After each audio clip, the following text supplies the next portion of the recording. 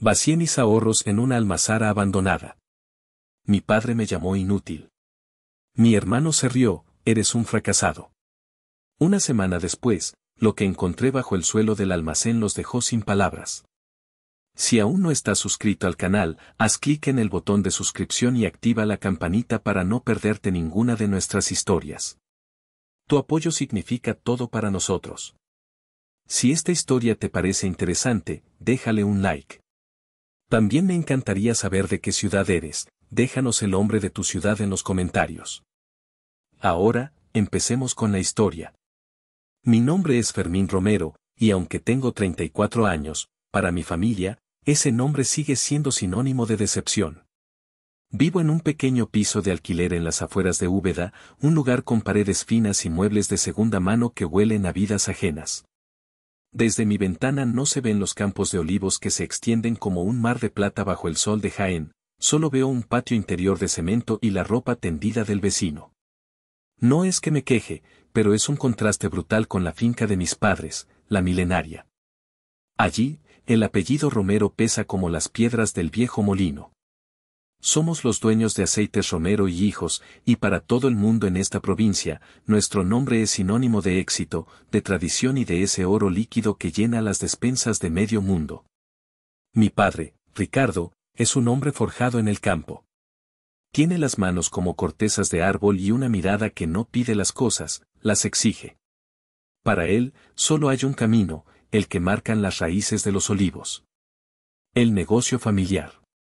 Mi madre, Isabel, es la cara amable del imperio. Siempre elegante, siempre con una sonrisa perfecta, pero yo he aprendido a leer la decepción en el brillo de sus ojos cada vez que me mira. Es un arte sutil, una puñalada silenciosa. Luego están mis hermanos, las joyas de la corona. Álvaro, el pequeño, es el delfín. Estudió en una escuela de negocios de Madrid y ahora es el director comercial. Es rápido, brillante y tiene una habilidad especial para recordarme cada uno de mis fracasos con una sonrisa condescendiente. Sofía, 2 años menor que yo, es una aclamada diseñadora. Trabaja con marcas gourmet, creando envases que ganan premios.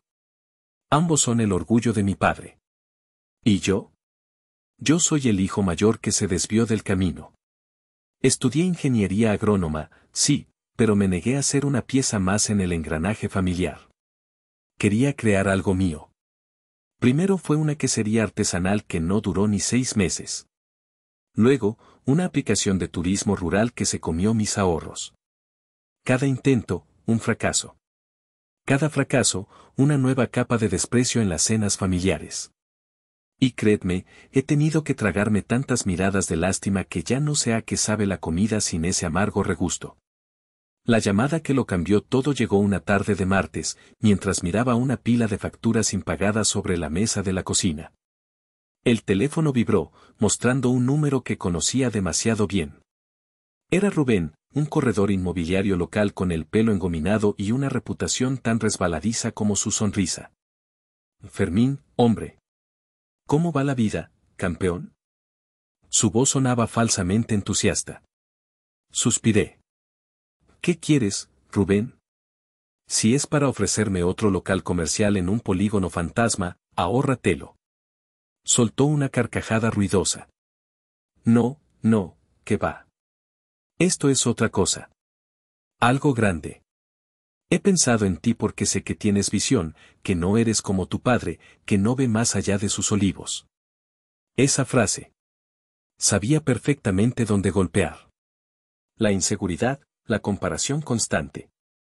Era su especialidad. Se trata de la vieja almazara de la Estrella del Olivar, a las afueras del pueblo, continuó, bajando la voz como si me estuviera contando un secreto de estado. Lleva décadas abandonada. El dueño quiere venderla rápido, por 4 duros. 25.000 euros, Fermín. Un regalo. Me incorporé un poco en la silla. ¿Una almazara en ruinas? ¿Para qué demonios quiero yo eso? Ahí está la magia, amigo. Casi podía visualizarlo frotándose las manos. ¿No te has enterado? Hay un proyecto para hacer una nueva autovía rural que conectará los pueblos de la sierra. Y me ha chivado un pajarito que pasará justo por delante de esa parcela. En un par de años, esa ruina será una mina de oro. Un hotel rural, un restaurante con encanto. Lo que quieras. Esta es tu oportunidad, Fermín. Para demostrarles a todos de lo que eres capaz. Para callarles la boca. Colgué el teléfono con un nudo en el estómago. Mi cerebro, la parte racional que aún sobrevivía, gritaba, estafa. Era demasiado bueno para ser verdad. Pero mi corazón, ese músculo estúpido y desesperado, empezó a susurrar una pregunta peligrosa, ¿y si esta vez sí? La idea de tener una victoria, una sola, que poder restregarles por la cara a mi familia, esa idea era más adictiva que cualquier droga. Al día siguiente, a pesar de mis recelos, quedé con Rubén para ver la propiedad. La almazara estaba aún peor de lo que había imaginado. Se erguía en medio de un campo seco, como el esqueleto de un dinosaurio olvidado.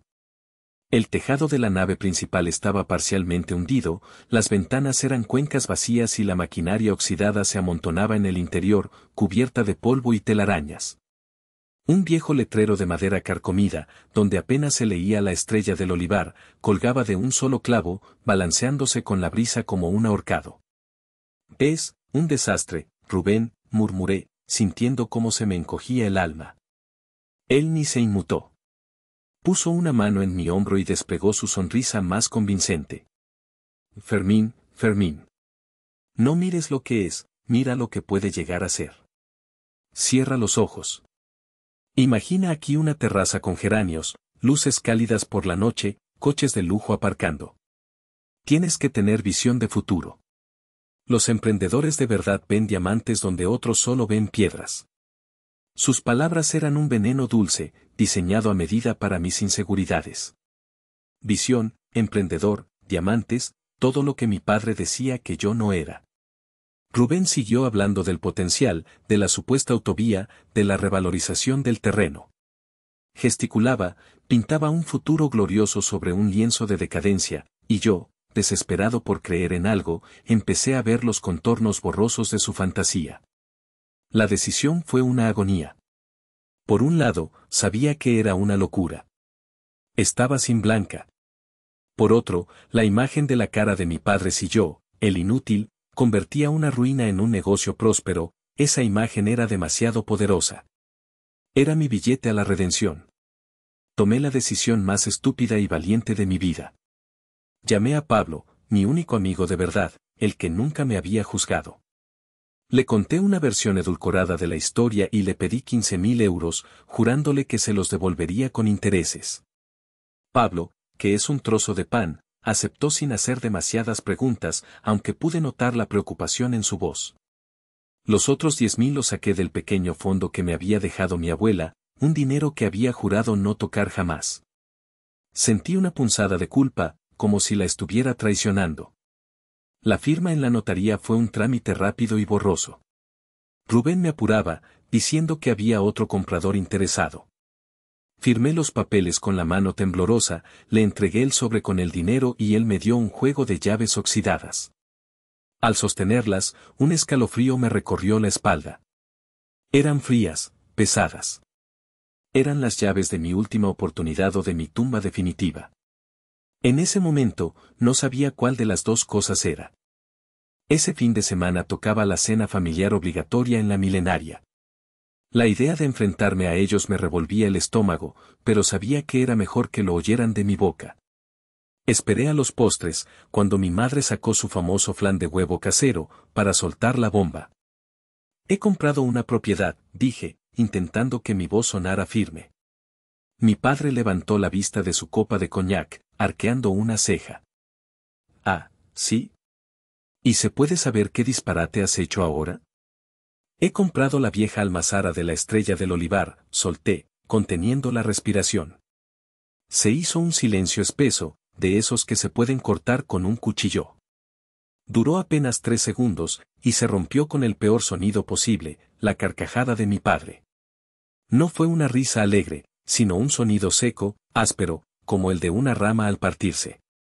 «¿La almazara abandonada?», dijo, negando con la cabeza y sin dejar de reír. ¿Has perdido el juicio, muchacho? ¿Qué has hecho con tu dinero? ¿Enterrarlo bajo un montón de escombros? Sentí como la sangre me subía a la cara. Miré a mi madre, buscando un ápice de apoyo, pero ella solo bajó la vista hacia su plato, con esa expresión de mártir que tan bien conocía. Álvaro, por supuesto, no perdió la oportunidad. Dejó su cucharilla en el plato con un gesto teatral y me miró con una sonrisa burlona. Bueno, no seas tan duro, papá. Hay que reconocerle la originalidad. Otros invierten en bolsa, en ladrillo, y mi hermano invierte en ruinas. Es poético. Hizo una pausa para dar más efecto a su siguiente puñalada. Ya tengo el nombre perfecto para tu nuevo negocio, hermano, el mausoleo de Fermín. Sofía, que hasta entonces había permanecido callada, soltó una risita cómplice. Yo te diseño una lápida gratis, Fermín. Con un grabado muy mono. Me quedé allí sentado, inmóvil, apretando el tenedor con tanta fuerza que los nudillos se me pusieron blancos. Sentía un volcán de rabia e impotencia creciendo en mi pecho. Quería gritarles, decirles que se arrepentirían, que les demostraría a todos que estaban equivocados. Pero sabía que cualquier cosa que dijera solo les daría más munición para sus burlas. Así que hice lo que siempre hacía, tragué saliva, soporté la humillación en silencio y me juré a mí mismo, con un odio helado, que convertiría ese mausoleo en un palacio solo para ver sus caras de imbéciles. Los días siguientes fueron un infierno de trabajo físico. Me levantaba al amanecer y me iba a la almazara con una caja de herramientas barata y una determinación nacida de la pura rabia. Empecé por la nave principal. El trabajo era agotador y solitario. Saqué carretillas y carretillas de escombros, cristales rotos y excrementos de paloma. Me dejé las manos arrancando hierbajos que habían crecido a través de las grietas del cemento. El polvo se me metía en los pulmones, el sudor me empapaba la ropa y cada músculo de mi cuerpo gritaba de dolor por la noche. Una tarde, mientras descansaba sentado en un muro, con la espalda dolorida y las manos llenas de ampollas, un anciano que paseaba por el camino se detuvo a mi lado. Era Mateo, un hombre del pueblo de piel curtida por el sol y ojos pequeños y sabios. Buenas tardes, muchacho, dijo con un acento cerrado. Dándole duro, ¿eh? Hacía años que no veía a nadie por aquí. Buenas tardes, respondí, secándome el sudor de la frente. Pues sí, intentando adecentar esto un poco. El anciano miró la fachada ruinosa con una mezcla de pena y nostalgia. ¿Te ha costado mucho el capricho? Si no es indiscreción. Dudé un momento. 25.000 euros. Mateo soltó un silbido y negó lentamente con la cabeza. Virgen Santa. Ese Rubén es un pájaro de mal agüero. Me miró con lástima. Hijo, esta finca llevaba en venta más años que yo. El último precio que oí que pedían por ella eran 4.000 euros. Y te aseguro que nadie los daba. Sentí como si me hubieran dado un puñetazo en el estómago. El aire se me escapó de los pulmones. 4.000 euros. Había pagado más de 6 veces su valor. La supuesta ganga, la negociación de Rubén para conseguirme el mejor precio, todo era una mentira. Una estafa vil y calculada. ¿Estás seguro? Pregunté con un hilo de voz. Tan seguro como que mañana saldrá el sol, afirmó el viejo.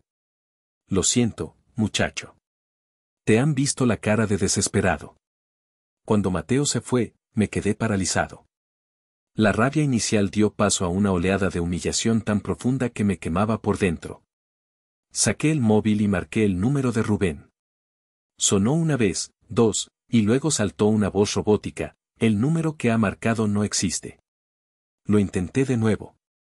Y otra vez. Nada. Había desaparecido. Se había esfumado con mi dinero y mi última pizca de dignidad. El móvil se me resbaló de la mano sudorosa y cayó al suelo polvoriento. Me dejé caer de rodillas, rodeado de los escombros de mi estupidez. No solo era un fracasado a los ojos de mi familia. Ahora, oficialmente, era un idiota. Había tocado fondo de una manera tan espectacular que hasta resultaba cómica. Pasé los 2 días siguientes sumido en la autocompasión. Apenas salí de mi piso. Me alimenté de latas de fabada y de la amarga certeza de mi propia inutilidad. La voz de mi padre resonaba en mi cabeza: disparate, inútil. La risa de mi hermano era la banda sonora de mis pesadillas. Pensé en rendirme, en vender la almazara por lo que me dieran, devolverle el dinero a Pablo y arrastrarme de vuelta a la finca para suplicarle un trabajo a mi padre. Pero entonces, algo se reveló dentro de mí. Una chispa de orgullo terca y furiosa. No. No iba a darles esa satisfacción. Podría haber perdido mi dinero, pero no iba a regalarles mi derrota. Si me había hundido con ese barco, al menos intentaría reflotarlo o moriría ahogado en el intento. Con esa nueva y frágil determinación, volví a la almazara. Decidí centrarme en un problema concreto para no sentirme tan abrumado: una vieja tubería de desagüe en una esquina del almacén que no paraba de gotear, creando un charco de agua estancada y un olor a humedad insoportable. No tenía dinero para un fontanero, así que tendría que arreglarlo yo mismo. Armado con un pico y una pala, empecé a romper el suelo de hormigón que rodeaba la tubería. Era un trabajo brutal. El cemento era grueso y resistente, y cada golpe hacía vibrar todo mi cuerpo. El sudor me caía a chorros por la cara, mezclándose con el polvo. Estaba concentrado en la tarea, en el ritmo monótono y violento de mis propios golpes, cuando de repente, ocurrió algo.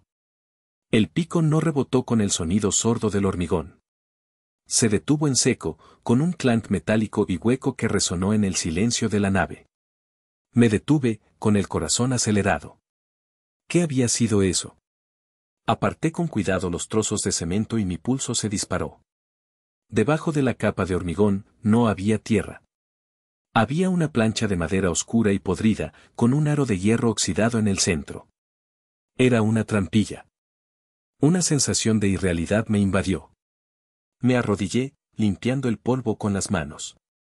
La madera estaba asegurada con unos clavos enormes y oxidados. Usando la punta del pico como palanca, los fui sacando uno a uno, con un esfuerzo que me dejó sin aliento. Cada clavo que cedía con un chirrido era como un latido de mi propio corazón. Finalmente, tiré del aro de hierro. La trampilla, pesada y húmeda, cedió con un gemido lastimero, revelando una oscuridad absoluta. Un vacío negro del que emanó una ráfaga de aire frío y un olor extraño. No era solo olor a humedad. Olía a tierra, a madera vieja y a algo más, algo vagamente dulce y fermentado, como el de una bodega. Encendí la linterna del móvil y apunté hacia el agujero. El débil haz de luz iluminó los primeros peldaños de una escalera de madera que se perdía en las profundidades. Parecía tan frágil que temí que se deshiciera con solo mirarla. Dudé un instante. Una parte de mí quería cerrar la trampilla y olvidarlo todo. Era demasiado extraño, demasiado irreal. Pero la curiosidad, esa fuerza poderosa que nos empuja hacia lo desconocido, fue más fuerte. Con el corazón martillándome en el pecho, puse un pie en el primer peldaño. La escalera crujía bajo mi peso con cada paso. Me aferré a la pared húmeda, descendiendo lentamente hacia la oscuridad, con la única guía de la precaria luz de mi móvil. El aire se volvía más frío y denso. Cuando mis pies tocaron un suelo firme, levanté el teléfono, barriendo con la linterna el espacio que me rodeaba. Y lo que vi me dejó sin aliento. No era un simple sótano. Era una bodega. No muy grande, quizás unos 30 metros cuadrados, pero estaba abarrotada. Estanterías de hierro forjado cubrían las paredes, repletas de botellas cubiertas por una capa de polvo tan gruesa que parecían fantasmas. En el centro, varias cajas de madera, apiladas unas sobre otras, también cubiertas por el manto del tiempo. El silencio era absoluto, casi sagrado, como si hubiera entrado en una tumba. Me acerqué a una de las estanterías, moviéndome con un cuidado reverencial.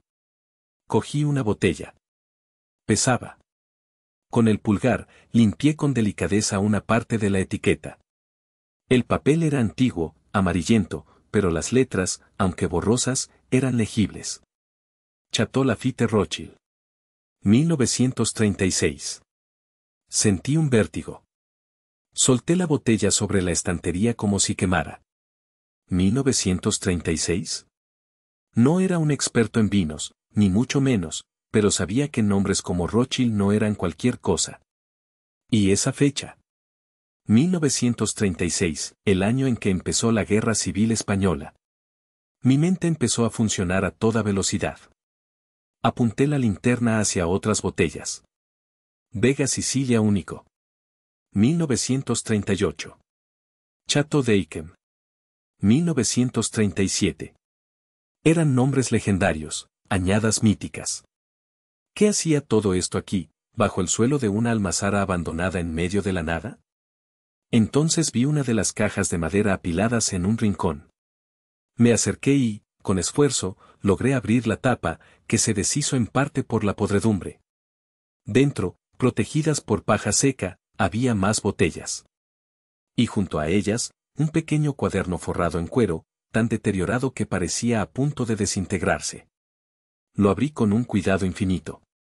Las páginas eran frágiles como alas de mariposa. Estaba lleno de anotaciones con una caligrafía elegante pero apresurada. Fechas, nombres, cantidades y precios. Entendí al instante. Esto no era un simple almacén. Esta almazara, en su día, había sido una fachada. Un punto de una red clandestina para esconder y traficar con los bienes de familias adineradas, probablemente republicanas, que huían del país durante la guerra, intentando salvar lo que podían de la quema. Este tesoro no había sido olvidado por descuido, sino por la tragedia. Quizás sus dueños nunca pudieron volver a por él. Me senté en el suelo polvoriento de la bodega, con el cuaderno en las manos, sintiendo el peso de la historia. Había tropezado con una cápsula del tiempo, una bóveda secreta llena de riquezas y de historias rotas. Durante horas, estuve allí abajo, en silencio, pasando el haz de luz por las hileras de botellas. Esa noche no dormí. Me llevé un par de botellas a mi piso y las puse sobre la mesa de la cocina como si fueran reliquias. Me pasé la madrugada entera investigando en Internet. Los números que aparecían en la pantalla eran tan absurdos que parecían un error. Una sola botella de ese Lafite del 36 se había subastado en Londres por más de 20.000 euros. Un Vega Sicilia de esa época, si estaba en buen estado, podía superar los 5.000. Y yo no tenía una o dos. Tenía cientos. Cientos. La suma total era tan vasta que mi cerebro se negaba a calcularla. Apagué el ordenador y me quedé mirando las dos botellas sobre la mesa. El miedo volvió a apoderarse de mí, pero esta vez era un miedo diferente. No era el miedo al fracaso, sino el miedo al éxito. Tenía en mis manos una oportunidad tan inmensa, tan desproporcionada, que me aterraba la idea de no estar a la altura, de volver a meter la pata y arruinarlo todo. Por primera vez en mi vida, el fracaso no era la peor opción. La peor opción era desperdiciar un milagro. Sabía que no podía hacer esto solo. Y, sobre todo, sabía que no podía confiar en nadie de mi entorno. La lección de Rubén estaba grabada a fuego en mi memoria. Necesitaba a un profesional, a alguien discreto y fuera del alcance de los cotilleos de la provincia. Tras mucho investigar, encontré el nombre de un tal señor Aguilar, el director del departamento de vinos de la casa de subastas Sotheby's en Madrid. Le envié un correo electrónico muy vago, diciendo que había heredado una pequeña colección de botellas antiguas y que me gustaría una tasación preliminar. Para mi sorpresa, respondió en menos de una hora, concertando una cita para la semana siguiente. El viaje a Madrid fue una tortura. Envolví 3 botellas, el Lafite del 36, el Vega Sicilia del 38 y otra de un productor francés desconocido, en toallas y las metí en una pequeña maleta de viaje que coloqué en el asiento del copiloto. Conduje con una tensión que me agarrotaba el cuello, sobresaltándome con cada bache, aterrorizado ante la idea de que se rompieran. La oficina de Sotheby's era un mundo aparte. Lujo silencioso, paredes cubiertas de arte y gente que se movía con una elegancia serena. Me sentí como un patán con mis vaqueros y mi maleta barata. El señor Aguilar era un hombre de unos 60 años, con el pelo plateado, gafas de montura fina y un traje impecable. Me recibió con una cortesía formal que no lograba ocultar una mirada analítica, como si pudiera tasar mi alma con un solo vistazo. Coloqué las 3 botellas sobre su enorme mesa de caoba. Le conté mi historia inventada sobre la herencia. Él asintió, sin mostrar ninguna emoción, y empezó a examinar las botellas. Sus movimientos eran precisos, casi quirúrgicos. Usó una pequeña lupa para inspeccionar las etiquetas, el nivel del vino, los corchos. El silencio se alargó durante varios minutos que me parecieron horas. Finalmente, se quitó las gafas, las limpió con un pañuelo y me miró fijamente. Su rostro, antes impasible, ahora mostraba un asomo de incredulidad. Señor Romero, dijo, y su voz era un susurro grave. No sé qué clase de tío abuelo tenía usted, pero puedo decirle dos cosas. La primera es que estas botellas son auténticas. La segunda es que esto es, sin lugar a dudas, uno de los hallazgos de vino prebélico más importantes en Europa en los últimos 50 años. Hizo una pausa, y noté que su mano, al señalar el lafite, temblaba ligeramente. Esto no es solo vino, señor Romero. Es historia líquida. Sentí que el suelo se abría bajo mis pies. ¿Y su valor? Balbuceé. El valor es difícil de calcular sin ver el resto, respondió, y por primera vez sonrió. Pero para que se haga una idea, solo estas 3 botellas, en una buena subasta, podrían alcanzar fácilmente las 6 cifras. Si tiene más, como dice, no estamos hablando de dinero. Estamos hablando de un legado. Salí de esa oficina flotando en una nube de irrealidad. Aguilar se ofreció a gestionar todo con la máxima discreción, y yo acepté. Entendió perfectamente mi necesidad de mantener un perfil bajo. Durante las siguientes semanas, trabajamos en secreto. Hice varios viajes más a Madrid, llevando pequeñas tandas de botellas para su catalogación. Aguilar y su equipo estaban eufóricos. Cada nuevo descubrimiento era celebrado como una victoria. Decidimos empezar con una estrategia cautelosa. Organizaríamos una subasta privada, solo por invitación, en Ginebra. Un evento ultra secreto para un grupo selecto de los coleccionistas más ricos y discretos del mundo. El objetivo era testar el mercado sin revelar la magnitud del hallazgo y, para mí, conseguir un capital inicial para asegurar el resto del tesoro. Para la subasta se seleccionaron solo 10 botellas. 10. Aguilar insistió en que yo estuviera presente. Me pagó el billete de avión y el hotel. Me sentía completamente fuera de lugar. Mi amigo Pablo me prestó su único traje bueno, y aún así, en medio de aquel salón lleno de millonarios rusos, jeques árabes y magnates asiáticos, me sentía como un impostor, un agricultor perdido en el palacio del rey. Me quedé en un rincón, de pie, intentando pasar desapercibido, mientras el subastador, con su martillo de marfil, presentaba el primer lote, el Chateau Lafite Rothschild de 1936. El precio de salida fue de 10.000 euros. Mi corazón se detuvo. En menos de un minuto, las pujas se dispararon. 20.000. 30.000. 40. La batalla final fue entre un coleccionista de Hong Kong y una mujer rubia con un collar de diamantes. El martillo cayó finalmente en 52.000 euros. Por una botella.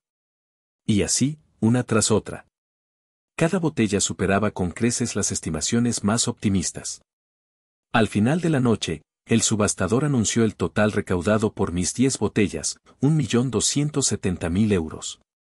Miré la cifra en la pantalla. 1.270.000. Unos minutos después, mi móvil vibró. Era una notificación de mi banco. Un ingreso con tantos ceros que tuve que leerlo 3 veces para creerlo. Tuve que salir al balcón a tomar aire. El aire frío de los Alpes suizos me golpeó la cara. Me apoyé en la barandilla, mirando las luces de la ciudad reflejadas en el lago, y por primera vez en mi vida, lloré. No de tristeza, ni de rabia.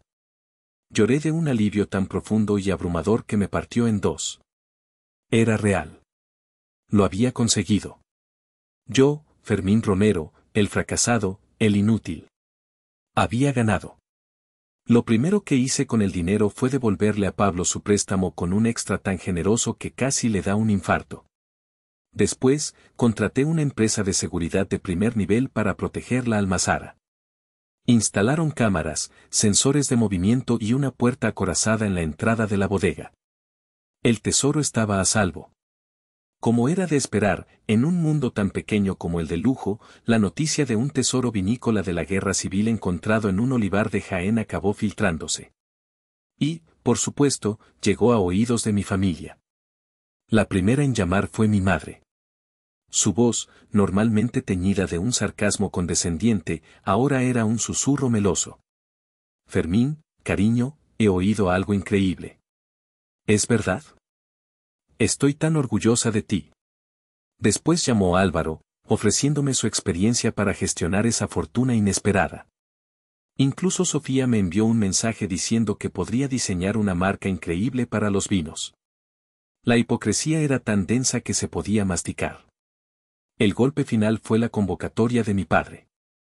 Me citó en su despacho en la Milenaria, el mismo lugar donde tantas veces me había sentido juzgado y humillado. Por primera vez, no me miró con desprecio, sino con una extraña mezcla de curiosidad y respeto a regañadientes. Fermín, dijo, con su voz grave de patriarca. He de reconocer que me equivoqué contigo. Has tenido un golpe de suerte monumental. Hizo una pausa. Esto es demasiado grande para ti.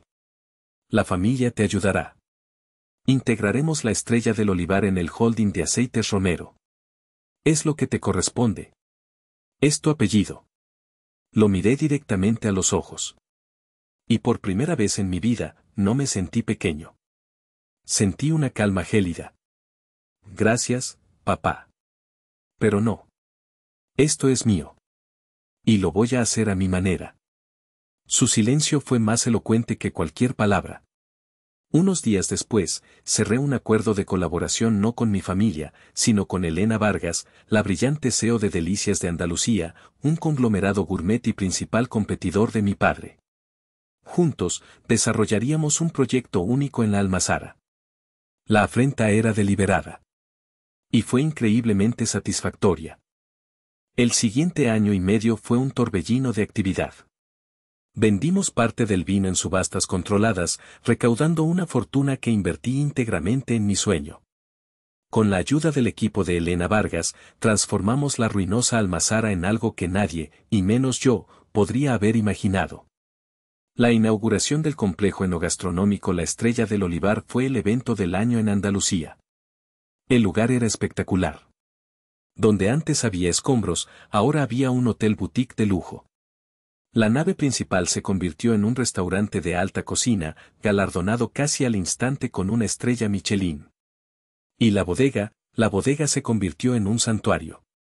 Una parte era un museo, donde se exhibían algunas de las botellas más icónicas del tesoro, contando su increíble historia. El éxito fue inmediato y arrollador. La Estrella del Olivar se convirtió en un destino, un símbolo del renacer, de encontrar belleza en la decadencia. Ahora vivo en una casa que construí en una colina cercana. Desde mi porche, cada atardecer, veo las luces de mi complejo brillar a lo lejos. Ya no me persiguen los fantasmas del fracaso ni la mirada decepcionada de mi padre. Sigo manteniendo una relación cordial pero distante con mi familia. Los perdoné, pero no olvidé. Mi padre nunca aceptó del todo que me aliara con su competencia, pero no puede hacer nada más que observar mi éxito desde la distancia. Ya no soy la oveja negra. Soy Fermín Romero, el hombre que convirtió un montón de chatarra en una leyenda. Encontré la paz, no en las cifras millonarias de mi cuenta bancaria, sino en el proceso. En el trabajo duro, en la perseverancia y en haber demostrado mi valía a la única persona a la que realmente necesitaba demostrársela, a mí mismo. Mi historia es la prueba de que, a veces, los tesoros más grandes no están enterrados bajo tierra, sino dentro de nosotros, esperando a que reunamos el coraje para excavar.